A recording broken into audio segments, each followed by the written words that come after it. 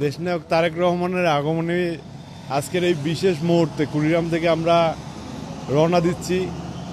এটা কয়দিনের অপেক্ষা বলে শেষ করা যাবে না। দীর্ঘ 17 বছর যাবত তার অপেক্ষায় আমরা আছি। আগামী 25 তারিখ আগামীকাল দেশনায়ক তারেক রহমান আসছে, সে উপলক্ষে আমরা সবাই আনন্দিত। তাকে এক নজর দেখার জন্য এই 350 কিলো বা তারও বেশি পথ রাস্তা পাড়ি দিয়ে আমরা কুড়িগ্রাম থেকে প্রায় 20,000 মানুষ তাকে দেখার জন্য, এক নজর দেখার জন্য আমরা কুড়িগ্রাম থেকে রওনা দিচ্ছি।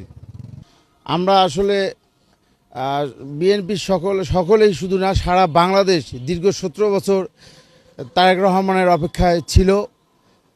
এক কথায় বলা যায় যে তারেক রহমান আসছে, বাংলাদেশ আসছে। হ্যাঁ, আমরা কুড়িগ্রাম জেলা থেকে আমরা প্রায় 1020 লোক, বিএনপি নেতাকর্মী থেকে শুরু করে সর্বসাধারণ লোকজনও যাচ্ছে তারেক রহমানকে বরণ করার জন্য। আমাদের ইতিমধ্যে জেলা ছাত্রদল, যুবদল, জেলা বিএনপি সকল অঙ্গনসংগঠনের নেতাকর্মী গত 3 দিন থেকে তারা ঢাকায় যাচ্ছে। আজকে আমরা কুড়িগ্রাম থেকে প্রায় প্রতিটা উপজেলা থেকে প্রায় 10 থেকে 15টা বাস, কুড়িগ্রাম জেলা থেকে 10 থেকে 15টা বাস, আমরা এই যে সকালবেলা আমরা তারেক জিয়াকে বরণ করার জন্য আমরা যাচ্ছি। আমি মনে করি যে তারেক রহমান আসাতে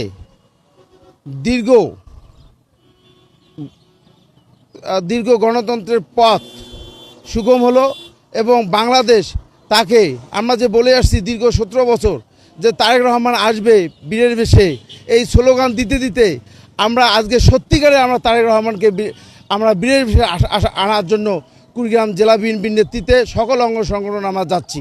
ধন্যবাদ আপনাকে। তারেক রহমান আসলে আমাদের আবেগের জায়গা, ভালোবাসার জায়গা, গণতন্ত্রের জায়গা। গণতন্ত্রকে মুক্ত করবার জন্য তারেক রহমান আসছেন। আমাদের 18 বছরের প্রতীক্ষার ধন হলো তারেক রহমান। বাংলাদেশের মানুষের মতো কুড়িগ্রামের একজন বিএনপির কর্মী হিসেবে আমরা হাজার হাজার কর্মীরা ঢাকা যাচ্ছি তাকে বরণ করবার জন্য। ইতিমধ্যে আমাদের 3 দিন থেকে আমাদের বিভিন্ন উপজেলার কর্মীরা যাচ্ছে। আজকে এই কুড়িগ্রাম শহর থেকে 12টা বাস যাচ্ছে, আর বিভিন্ন উপজেলা থেকে 9টা উপজেলা আছে, প্রত্যেকটা উপজেলা থেকে 10টা বাস আজকে যাচ্ছে, 10টা করে বাস। আর সকালের ট্রেনে আমরা একটা রিজার্ভ ট্রেন নিছি কুড়িগ্রাম থেকে।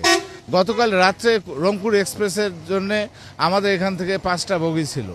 তার আগের দিন আমাদের কুড়িগ্রাম এক্সপ্রেস এবং রংপুর এক্সপ্রেসের মধ্য দিয়ে আমরা সর্বসাকুল্যে 1020 মানুষ ঢাকার উদ্দেশ্যে আমরা যাচ্ছি তারেক রহমানের এই বরণ করে নেওয়ার জন্য।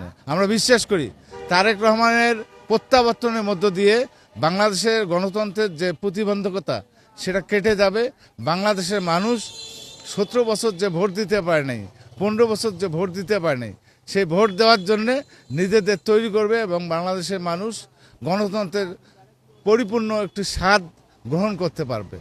তারেক রহমান সেই নেতৃত্বের জায়গা থেকে বাংলাদেশের মানুষকে নেতৃত্ব দেবে। উনি শুধু বিএনপির নেতা না, উনি বাংলাদেশের নেতা, গণতন্ত্রের নেতা। ওনার মা যেমন গণতন্ত্রের নেতা ছিল, শহীদ রাষ্ট্রপতি যেমন গণতন্ত্রের নেতা ছিল, উনিও গণতন্ত্রের নেতা হবে দক্ষিণ এশিয়ার মধ্যে। আমরা বিশ্বাস করি সেই জন্যে বাংলাদেশের মানুষ মুখিয়ে আছে তার আগমনের